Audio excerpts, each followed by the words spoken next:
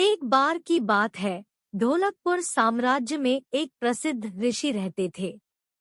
उन्हें लोगों का भाग्य बताने के लिए जाना जाता था। ढोलकपुर साम्राज्य में हर कोई उनके बारे में और उनके भाग्य बताने के कौशल के बारे में जानता था। एक दिन राजा ने उस ऋषि के बारे में सुना। राजा उनका अभिवादन करना चाहते थे और उनसे अपने भविष्य के बारे में पूछना चाहते थे। इसीलिए राजा ने ऋषि को अपने महल में आमंत्रित करने का सोचा। राजा ने अपने सैनिकों को ऋषि के वहां भेजा उसे आमंत्रित करने के लिए। सिपाही ऋषि के पास गए और ऋषि को अपने महल में राजा के निमंत्रण के बारे में बताया। ऋषि उनके साथ महल में जाने के लिए तैयार हो गया। जब ऋषि आए तो राजा ने उसका अभिवादन किया और उन्हें अपने दरबार में बैठने के लिए कहा। ऋषि थोड़ा आराम करने के बाद राजा ने ऋषि से अपने भविष्य के बारे में कुछ बताने के लिए कहा।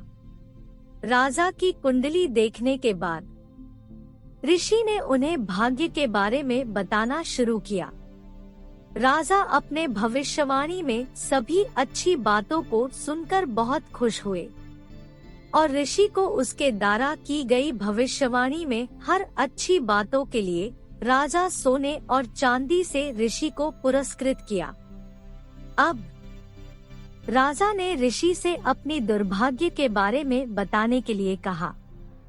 ऋषि उनके दुर्भाग्य के बारे में बताना शुरू किया।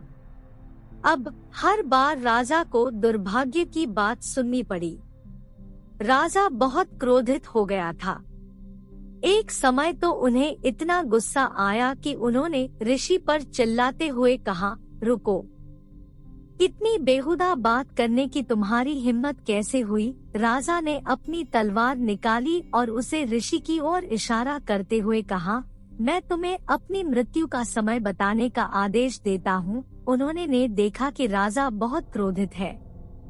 फिर ऋषि और ने कुछ और गणना करने के बाद शांति से उत्तर दिया, मेरी गणना के अनुसार आपकी मृत्यु हमारी मृत्यु से ठीक 1 घंटा बाद होगी।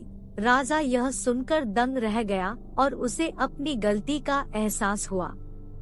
उसने अपने दुर्व्यवहार पर शर्मिंदा महसूस किया और ऋषि को अधिक से अधिक धन देकर घर भेज दिया। शिक्षा, अगर हम समझदारी से काम लें, तो हम मुश्किल स्थिति से बाहर निकल सकते हैं।